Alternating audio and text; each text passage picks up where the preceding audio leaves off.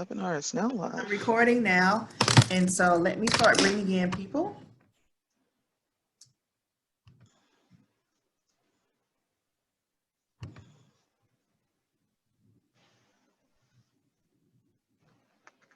Oh, they're coming in now. Oh, okay, they're just coming in. Okay, I don't have to. Hi, everyone.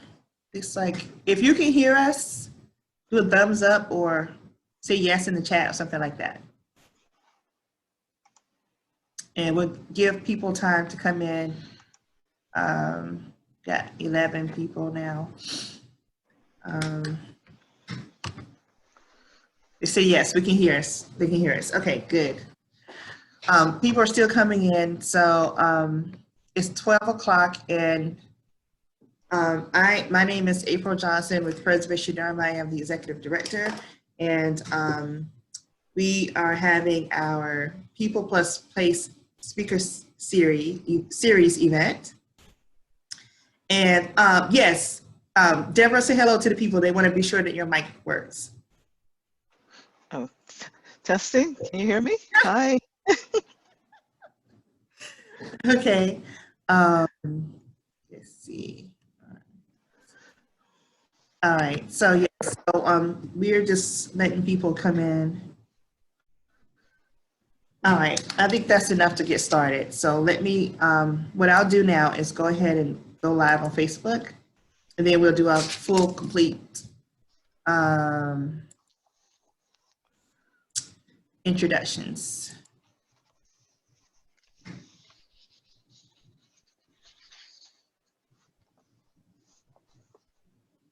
I need like waiting music.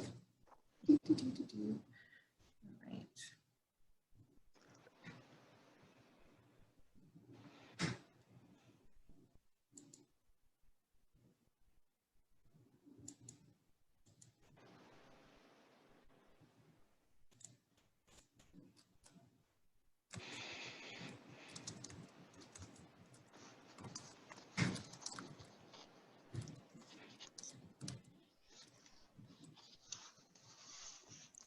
All right, so we're live. Wait, give it another second.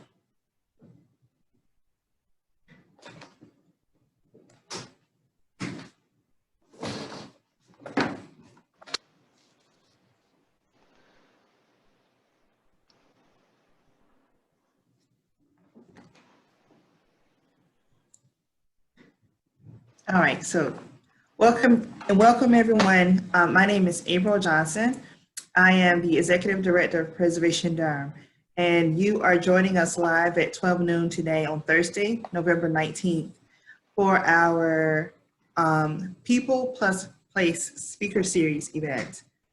And what the series does is it connects cultural and historic places to people and storytelling. So we're trying to make places more alive and tell our stories. And tell stories that may be different than a typical just storytelling event or the typical, just a typical story. But we want to broaden what preservation looks like today in the 21st century. So today we have a special guest. We have Deborah Taylor Gonzalez Garcia joining us today. She is the president of Friends of Geer Cemetery. So we've had the pleasure, Preservation Durham has worked with the folks, the volunteers at Friends of Geer Cemetery to revive it, to get it back going. Again, it used to be a vibrant organization and kind of died out. And then Deborah came in, stepped in and was the organization's fearless leader and really did a great job getting it back going and getting it noticed in the city. So they're doing some great work there. And Deborah will talk to us a little bit more about Geer Cemetery, why it's important, and why you need to know more about this particular cemetery. So take it away, Deborah. Okay, thank you, April. I am so excited to share today with you information about Geer Cemetery, and it's a great honor to represent the Friends of Geer Cemetery. April mentions my leadership, but it takes a team, and it's not just me. So it has been an exciting and growing year and a half for us and the organization, and a growing for me also. So why is this topic important? Let me get this PowerPoint going. And while she's doing that, guys, feel free to ask questions in the chat, or if you're live on Facebook, send your questions to us, and then we'll get your questions answered. Okay, so April, let me know if there are questions because my screen is taken up with this PowerPoint. Would you like your questions during the presentation or all at the end? Either way. Okay, so why is this topic important? And better yet, why should it be important to you? Keep in mind, Deborah, keep we that don't, in mind. we don't see Sorry? your screen. Your PowerPoint's not showing yet.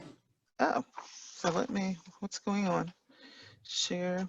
Now we did a practice. We did your practice, guys.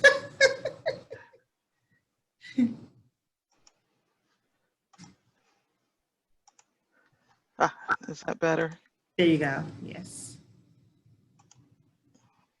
Okay, so why is this topic important? And better yet, why should it be important to you? So we'll keep that in mind, and I'll come back to it towards the end. Over the last year, we've seen headlines, especially from various places, of rediscovered cemeteries, cemeteries that have been built over, hidden from view and forgotten. And these headlines are not new, and the African American communities have worked to keep these things from happening, some for a very long time without any acknowledgement. But to understand how this happened, we do need to understand the inequality of African Americans and in general, people of color that is entrenched in the history of this country. Inequality means the lack of equality, creating a disparity. So what does this mean in terms of cemeteries? How can there be a disparity among cemeteries when we think of them as simply a place to bury the dead?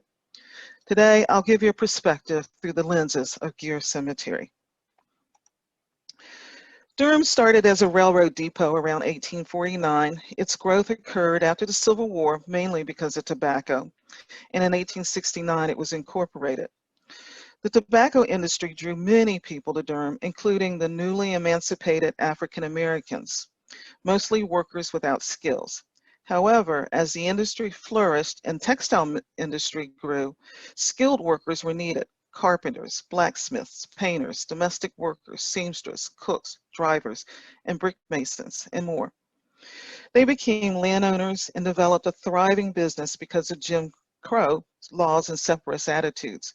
The Hayti Township developed to include lawyers, doctors, restaurants, hotels, merchants, funeral homes, and much more. During the Reconstruction era, 1863 to 1877, African Americans were making many advances both politically and economically. What followed Reconstruction was the beginning of a systematic oppression to remove political and economic gains made during Reconstruction. The Jim Crow laws created in the late 19th and early 20th centuries were enforced until 1865. These laws affected all aspects of African American life, including their final resting place. Even in death, regardless of your prominence to the community, as shown in the article, your main importance is servant. As the African American community grew, public burial grounds were needed, and at the end of Reconstruction, Geer Cemetery was established. The only known deed we've seen so far is March the 28th, created March the 28th, 1877, when land was sold by Frederick and Polly Geer to three men, John O'Daniel, Willis Moore, and Nelson Mitchell, for $50. And at the time, Durham was in Orange County, so the deed is in Orange County. And it wasn't until Durham County was formed in 1881 that it became part of Durham County. Now, what we don't know is whether these men represented an organization, a church, or was this a business adventure? We don't have that type of history. But we do have a little bit of history about each of the men, and it's important to talk about them. Who were these men? Well, John O'Daniel was enslaved by the Carr family and worked for them after emancipation. I think of him as a mover and a shaker. He made a number of things happen using his access to the wealthy. He was a member of the St. Joseph AME Church.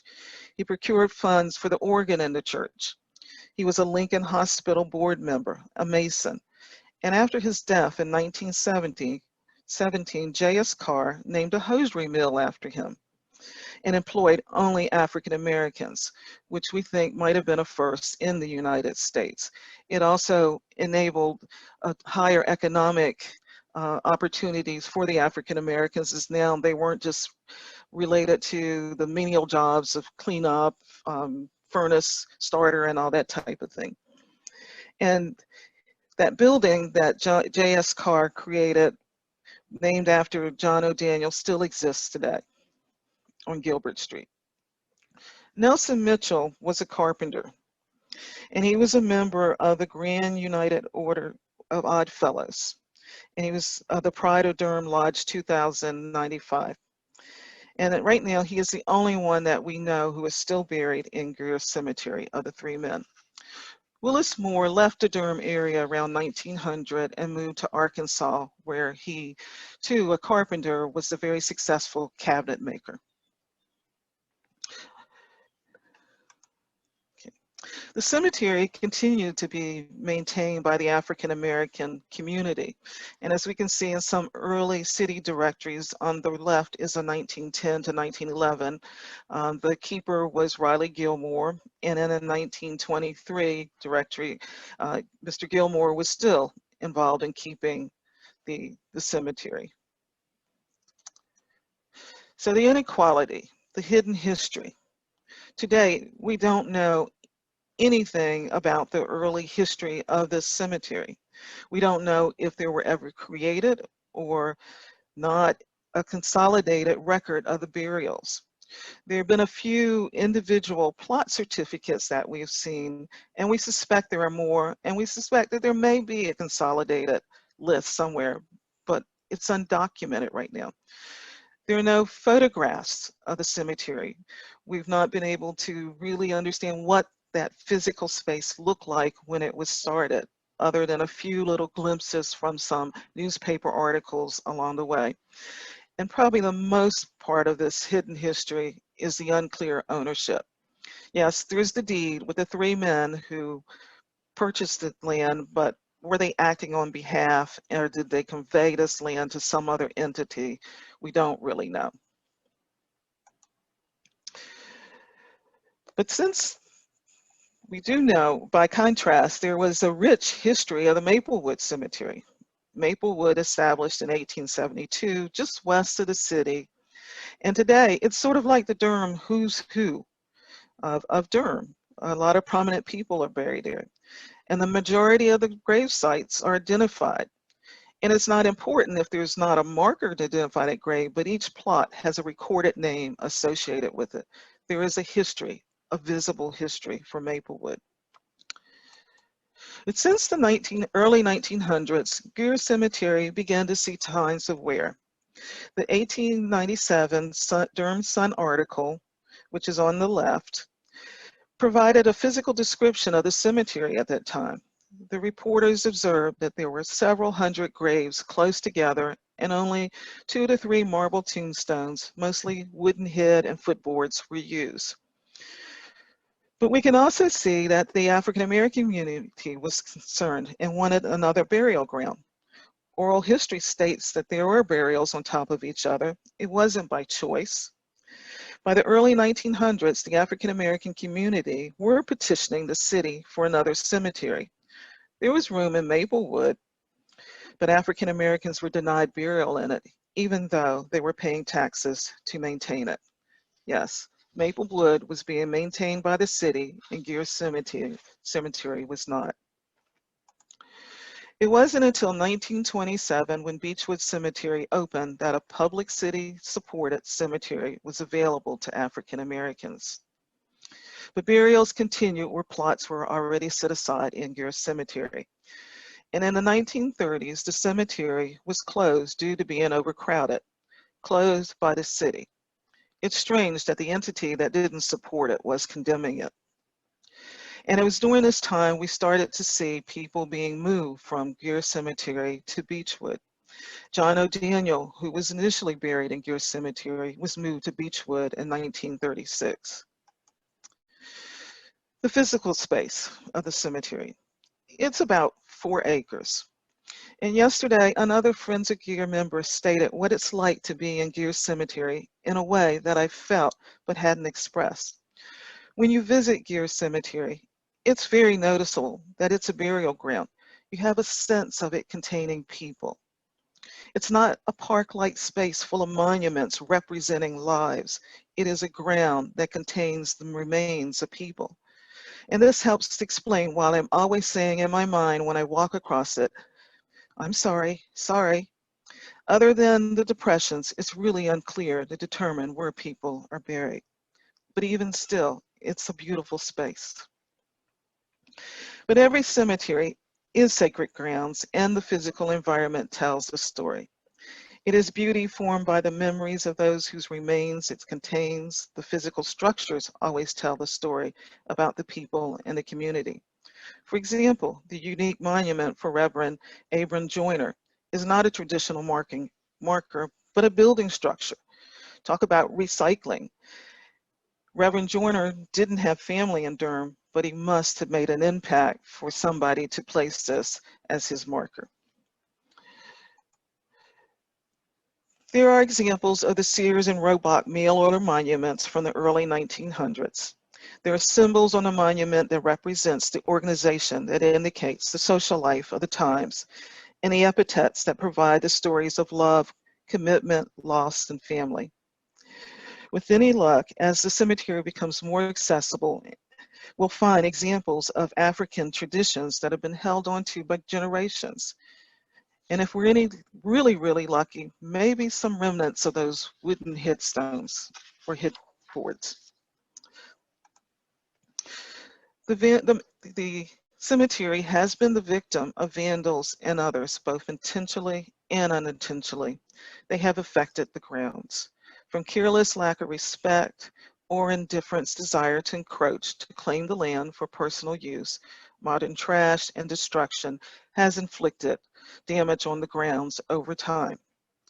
And nature will do its thing, and without intervention of invasive and non-native plants, the cemetery will be hidden, as it's been in the past. The Friends of Geer Cemetery have partnered with other organizations who put in countless hours, and recently the city of Durham has made a positive impact to the grounds. If you could be there today, what was hidden is now viewable, including plants that were placed by families. So the inequality, separate but not equal. The inequality of the African American cemeteries sometimes is a reflection from the lack of perpetual care.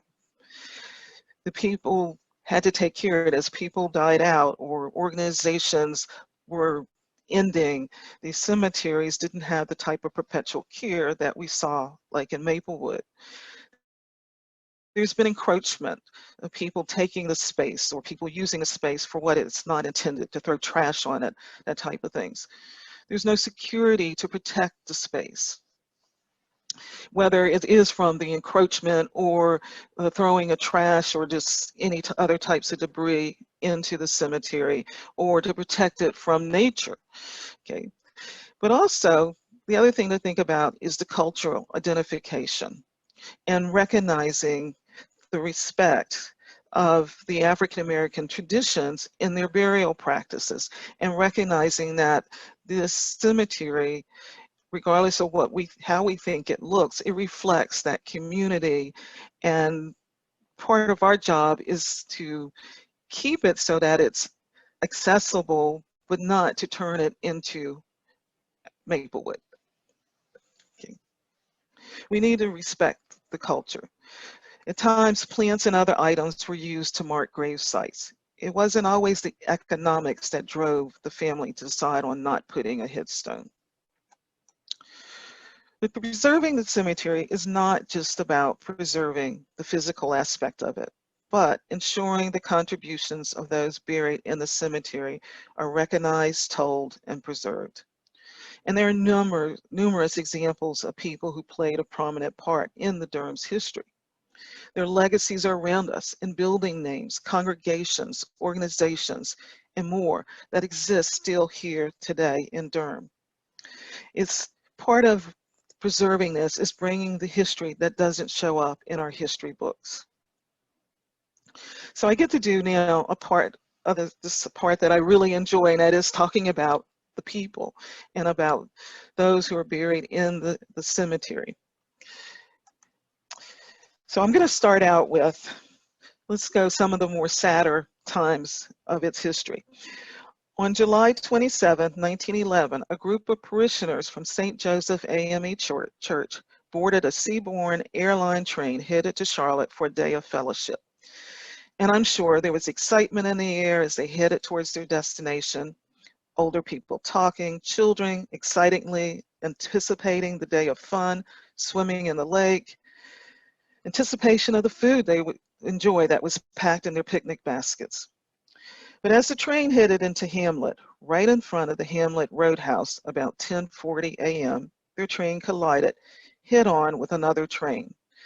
And the impact greatly damaged the fourth and fifth cars, which were old, frail, and crumbled like pasteboard. They were wooden cars and carried the passengers from St. Joseph AME Church. 7 people died from the impact, and over the next few days, a few others died. Some of these people are now in Geer Cemetery. This slide is about the children.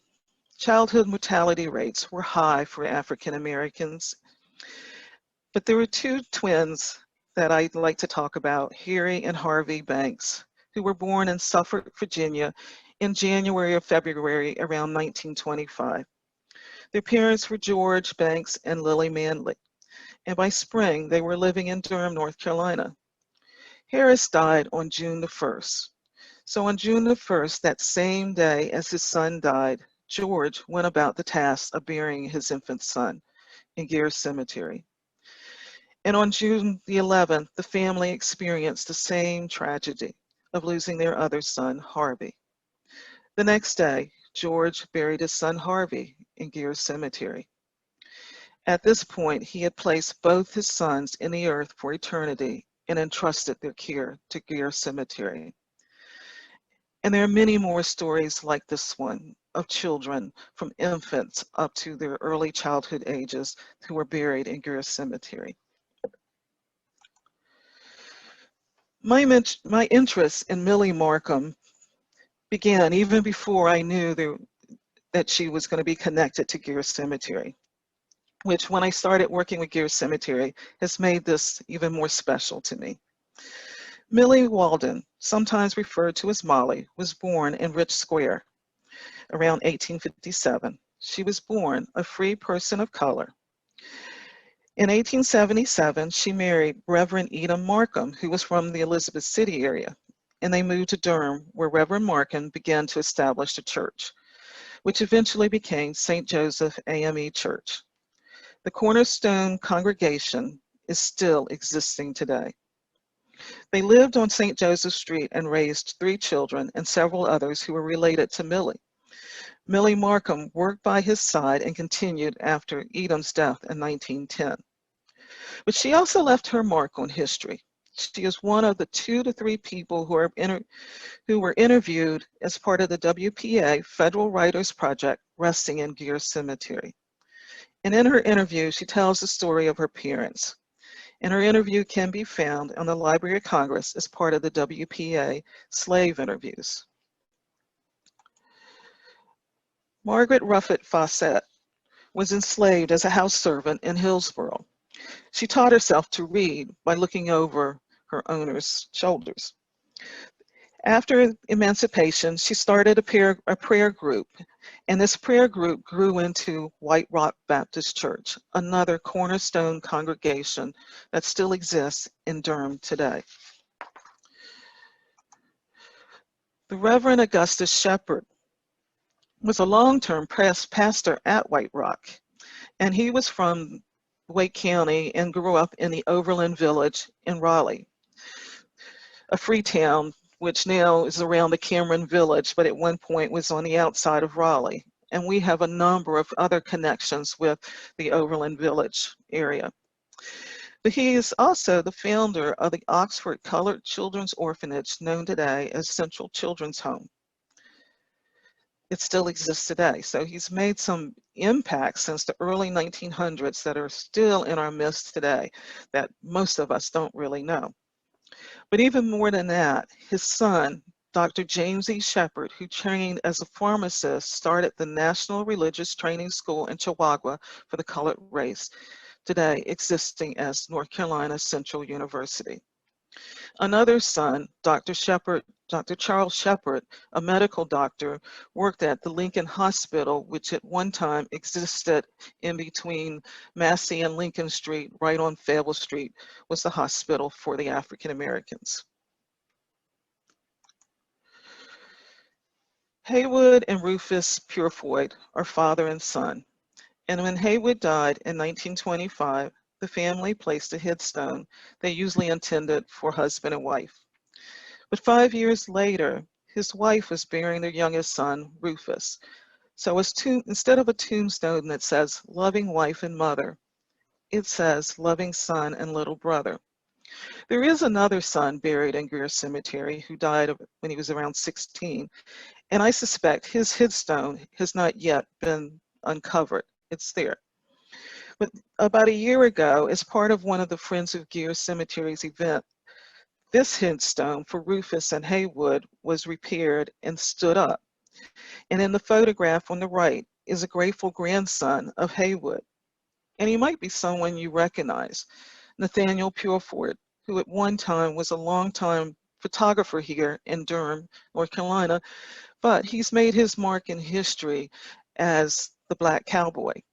He left Durham to join a rodeo group up in New York. He has traveled extensively throughout the United States and is nationally known and has participated in various movies and things. So about a year ago, he came home and he was able to look at the final resting place of his grandfather. In a conversation that I had with him, I had asked him about, well, did you ever remember visiting the cemetery when you were young? And he mentioned that his aunt, she kind of knew where the cemetery was, but times they would go to look for it, they couldn't find it.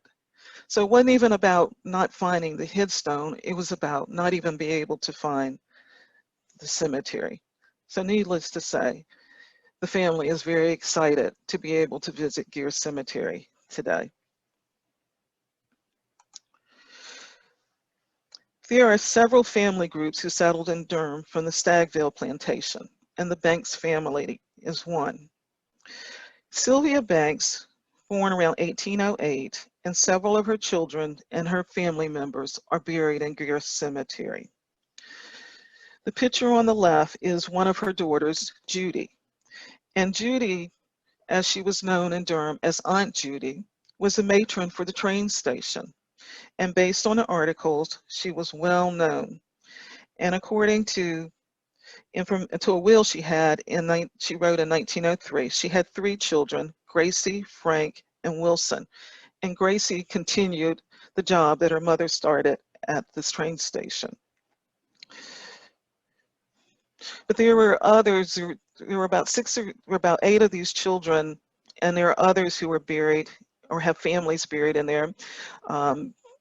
Phyllis Banks married a Jordan, and we've been able to trace a lot of their history to almost modern day because one of their children married a Christmas, and there were a number of Christmas descendants or family here in Durham that are staying. So there's lots of history in the people that are in Geer Cemetery. Another one that I want to talk a little bit about is Abner and Emily. They're another one of my favorites to talk about.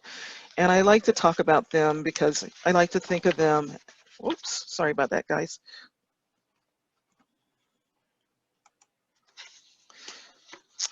as a love story. Abner and Emily were married for many years. And they were married before emancipation. And on the left, what you see is a cohabitation record that was used to document or to legalize marriages after emancipation of those who were freely, of those who had been enslaved.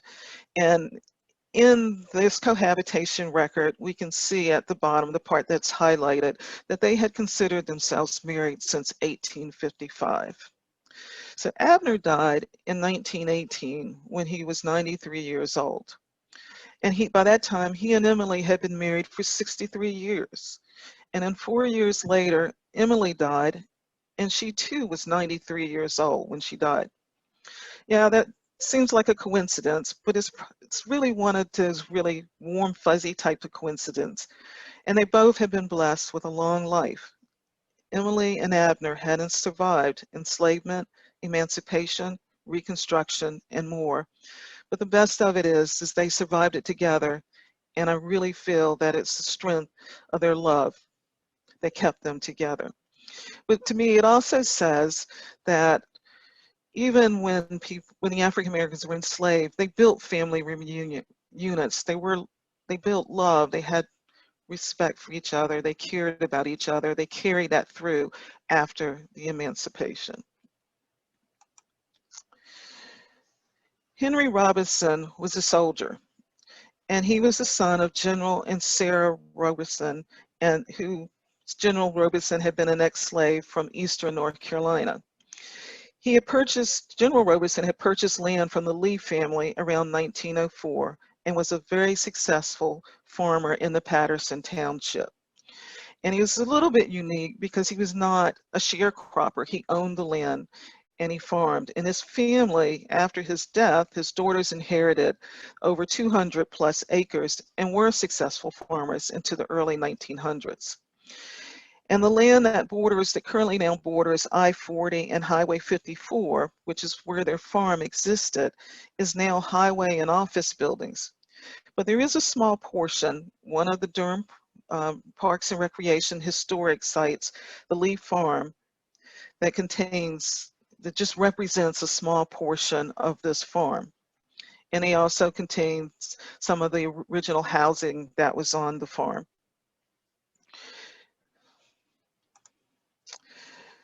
But there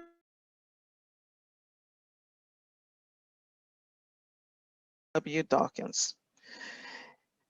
And to me, what this tells, when we look at some of these professionals that grew out of Reconstruction, it tells the story of how the restrictions of slavery crippled the African Americans, but afterwards, how they sow and flourish. And they were entrepreneurs, they were teachers, they were business owners. Economically, they grew. But P.W. Dawkins, who was Pickney Williams, he was a Hampton University graduate. He was also the superintendent of industry at the Kittrell College. At one point, he went to South Carolina where he worked for the Penn School. And then he came back to Durham where he was the principal of the West End Graded School, which was the second school constructed for the education of African American children in Durham, built around 1901 on Farrell Street. There are others, as I mentioned. The Pearsons are another example of educators that were an impact to Durham after the Reconstruction and are resting in Geer Cemetery. So the inequalities, the erasure of these histories which run deep and long and existing still today, and they contribute so much to the Durham community, and we don't hear about them. They're not written in our our history books. They're not talked about. We see some names on different places, but we really don't understand who they were and what they brought. They were prominent people, and we only need to think of things like NC Mutual, the people who built an insurance company that was huge in its heyday, and it still exists today. That still is a very vibrant company. We have other institutions such as North Carolina Central University that exist. So this inequality that's related to the cemeteries also comes with the erasure of the history of the people who are buried there. Now, what has happened to Geer Cemetery is happening across the United States. We are constantly seeing stories of African American burial grounds being lost to roads, buildings, and more. And as the Friends of Geer Cemetery, we also are doing our part to keep this history alive, to keep these things from happening. But things are happening at the national level, maybe not as fast as we like. But in 2019, in February, there was a bill introduced, or act introduced, by Representatives Donald McEachin and Alma Adams from North Carolina, and McEachin was from Virginia, the African American Burial Grounds Network Act. And it was to create a national register through the Parks and Rec Service, through the National Park Service, to educate and provide assistance in preserving these registered sites. I checked on this act just recently, and there's been nothing done on it since March of 2020. So maybe we'll start to see some traction with it. So one of my initial questions is, why is this topic important? Well, it's important because Geer Cemetery is about the Durham community, and it will take the Durham community to ensure its legacy is maintained for the future. And the Friends of Geer Cemetery is committed to providing that history that has been pushed aside and give it the prominence it deserves. We can learn from the past to prepare for the future. And some of the things that have happened too, with not only with Geer Cemetery, some of the attention given to it by the Durham Racial Equity Task Force. And they worked together for about 2 years, and this past June or July, they presented their results, and they had items in there related to Geer Cemetery. And some of those are things that even the Friends of Geer have been looking forward to help push, and that is to have the city become more involved in it, and that has happened to some degree. We have had agreement with the city services to come out quarterly to do cleanup. In fact, they did a massive cleanup in the early part of 2020, and so now the cemetery is completely accessible. It's still got overgrown, there's still trees that are down, there's still work to be done, but before you couldn't see half of the cemetery, you can now see it and very carefully walk around in it a bit. The other thing we've been working on doing, and a proposal from the Equity Task Force, was to have the city conduct an archaeological survey of the grounds. As we mentioned, we don't have physical records that explains where people are buried, and having an archaeological survey will give us a sense of where people are buried. And one of their other recommendations was to place a historical marker not only at Geer Cemetery, but others such as Hicktown Cemetery, Violet Park, and the Fitzgerald Cemetery. Geer Cemetery, along with the Hicktown Cemetery and Violet Park, were probably one of the 3 largest cemeteries in the Durham in the late 1800s, early 1900s. And right now, Geer Cemetery is the only one left of those 3. The Fitzgerald Cemetery, which started out as a family cemetery, sits right next to Maplewood, and some years ago there was a push, and it is now part of, incorporated as the Geer as part of Maplewood Cemetery. A little bit about the Friends of Geer Cemetery. Well, we're dedicated to bringing to life the people resting in Geer Cemetery. Those people such as Millie Markham and the um, the Fawcettes and Augustus Shepherd. We're also committed to the perpetuity of the cemetery. We want to make sure it is no longer marginalized and that it is maintained for the future. This group, as April mentioned, started many years ago. It started as a grassroots organization. One of the people that you may, if you've been in Durham for a while, was Mr. R. Kelly, who was an African-American historian and very involved in the Friends of Geer Cemetery, who is a descendant of the Fawcett family. And so he was trying to not only learn about his history, but keeping the history of Durham alive. But in the early 1900s, I'm sorry, in early 2019, that's a big difference. The Friends of Geer Cemetery started reforming again, and about June of this year, we became a 501c3 nonprofit organization. But our goals haven't changed from what Mr. Kelly Bryant, had stated in 2002, that is to preserve the cemetery for years to come, to allow it to become a landmark for its information about the African American history in Durham. Our mission is still that same, to preserve the physical grounds, to preserve the life histories of the people buried in there, and to bring that story to the Durham community. And we've been doing it by hosting events, such as one we did in November 2019 of a panelist to talk about African American cemeteries, to talk about Geer Cemetery. We've done it by working with our universities. We have someone on our board who's a professor at Duke University, and they had a class last semester. Yeah, this year just is really strange. I can't keep up with dates and times. Where part of that class was a focus on Geer Cemetery and researching some of the lives in there. And it not only made an impact to us as an organization that it helped to do some research, but it made an impact to those students, an impact that I think they will carry probably for the rest of their life. We've also have worked with training people to do research.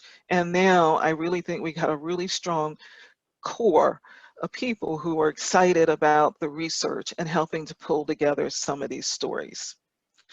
We have a minimum membership fee of $5, but you don't have to be a member to be involved. The membership fee just helps to offset some operating costs, such as we're trying to build a website, and we know you can't have a really good website for free. An upcoming event that we're hosting, and we're quite excited about.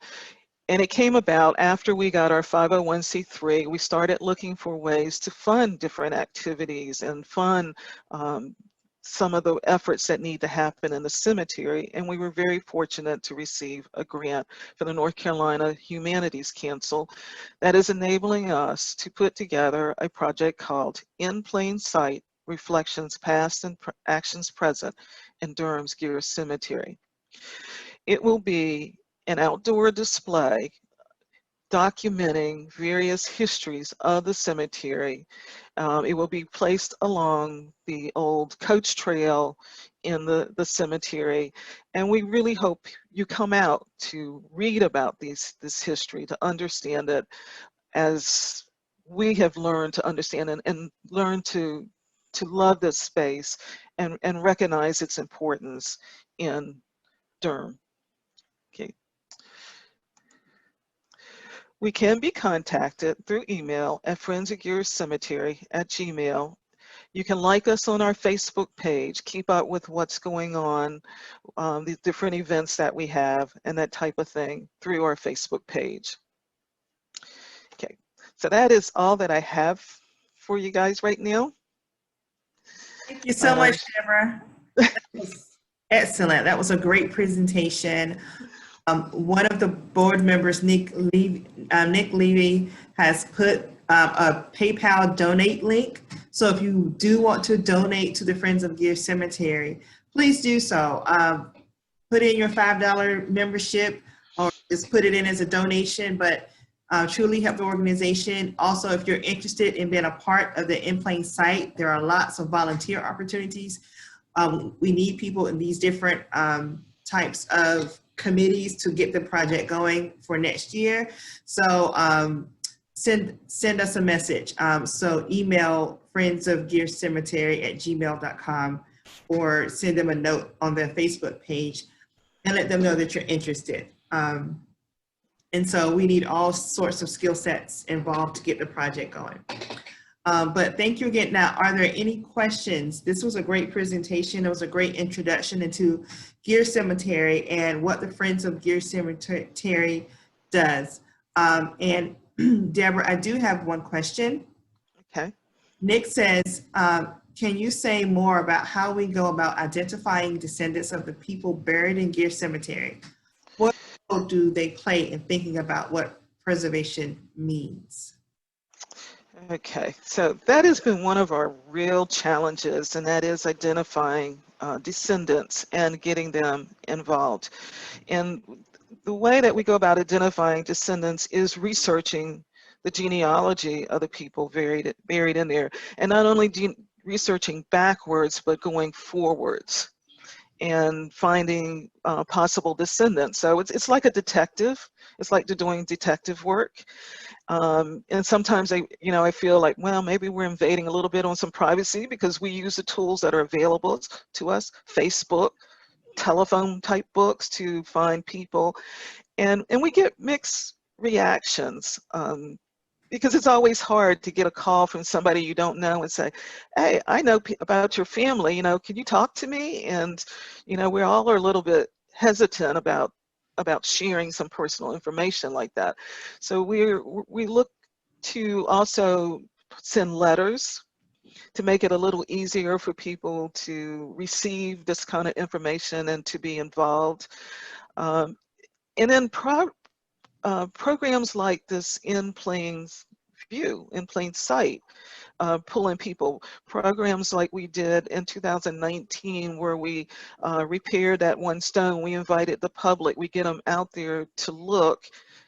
Sort of, it ignites the family, and then they start talking. I mean, just even very recently with the work that's being done by Nick on pulling together this exhibit and getting descendants involved as we're sitting in these Zoom meetings talking and we're bringing up other names, some of these people are going like, oh, I know that family. I know somebody. I'll call, and so it spreads like that. We've been fortunate to have a couple of people on our board, or actually one for right now, Dee Dee Barnes on our board, who is a descendant. To help with us, we need to get into churches. So far, we have had some conversation with members of St. Joseph AME Church. So there's no one path on how we are connecting to these descendants, because there are multiple paths that can be used to connect. Yes, and I know that Friends of Geer Cemetery are looking to be more involved and connected to descendants. So if you think that you may have a relative buried in Geer Cemetery or know someone, please connect them to Friends of Geer Cemetery. They want more descendants involved in on the board, involved in activities and things that continue to tell these people's stories and to bring some level of equity back. Yeah, and artifacts. Artifacts, yes. Yeah, the artifacts, yes, because we know there are more people holding those cemetery plot certificates. Pictures of people, because whenever we can put a face with a person, that just makes them seem more alive. Oh yes, and maybe people digging into their grandmother's attic or basement and helping to find some documentation that would definitely help with helping us figure out who else is buried there that we don't know about. Yeah, and don't throw away those funeral programs. Right. If you don't want them, mail them to us. we'll keep them. we'll Yeah, scan them. We'll get them digitalized. We'll do, we'll preserve them, because funeral programs from an African American genealogy research are sometimes just so invaluable, especially very early ones, because there will be the obituary, which contains some information about the family we can't find in records. So right. they're very important. Well, one of my favorite comments that you made was you talked about respecting the culture, regardless, even though it's not as grand as Maplewood Cemetery, but it still deserves some respect, and that's what Friends of Geer Cemetery is trying to do. That's what its goal, and I think that's what makes the organization so special. It looks like we have another question here on Facebook. In terms of physical cleanup work in the cemetery itself, is that something that's ongoing in spite of the pandemic? Are there guidelines or rules about how that can be handled respectfully? Yeah. A little bit's been done through the pandemic. We have, over the years, I shouldn't say we, because this was some of the early people in early iterations of Friends of Geer Cemetery, had partnered with Keep Durham Beautiful, who did twice a year cleanups and invited the public. Since we've reconstituted as an organization, we've had a couple of cleanups, and during the pandemic, we have not really advertised them because we want them to be small. We want to, respect the safety and health of everybody involved. There have been a couple of things. One we did back in the June or July timeframe, where if you notice in the picture behind me, all of the vines growing up the trees, we went out and clipped the vines and treated them so that they would die, in a sense. And now even that work just by that small group has made an impact in that cemetery. If you were to go by there today, you could really see where these vines are dying off the trees and not choking them out, and it just looks so much better. There have been a couple of other organizations who have wanted to go in the cemetery, and again, we just want to make sure we keep it very small. People wear masks, they keep the safe distancing, because that is important to us. All right, I think we just have a couple more questions, or one more question. Tiffany asked, will the session be posted on Facebook? Yes, Tiffany, we will save this session on Facebook. We will also have it on Preservation Durham's YouTube. And I think Friends of Geer Cemetery has a YouTube, or you're getting ready to have one. And whenever they get that set up, we'll put it there too. So you'll have access to this if you want to share it with friends and family, or someone who wasn't able to make it here at noon. It'll exist on online for people to come back to. That was a great question. Are there any other questions while we wrap up? This was wonderful. It looks like there are no more questions. All right. Well, I think this concludes the speaker series for today. And I want to say thank you all for joining us. Again, I'm April Johnson with Preservation Durham, and I have Deborah Taylor Gonzalez Garcia with Friends of Geer Cemetery.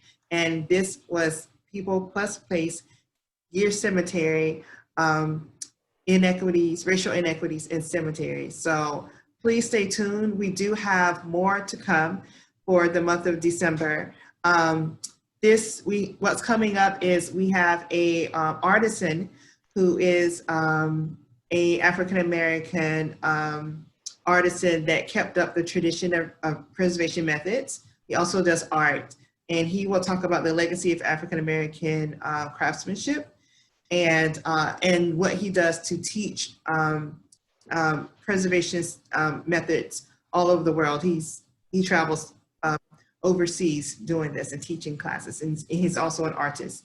And then December 15th, we will have, if you haven't, do I have the book? I don't have the book with me. Oh, no, I don't have it with me, but the book called Aaron McDuffie Moore. He is the founder of Black Wall Street, one of the founders of Black Wall Street. His family relatives are still here in Durham, well, some of them. And so they have written a book telling his story. And so we will have a book talk event December 15th. Feel free to join us, and we will talk about the two family members will join me in a book talk conversation about that family and their endeavors. So, so join us, and then we have more to come. Please stay tuned. Thank you, everyone, and have a great day. Bye. Thank you.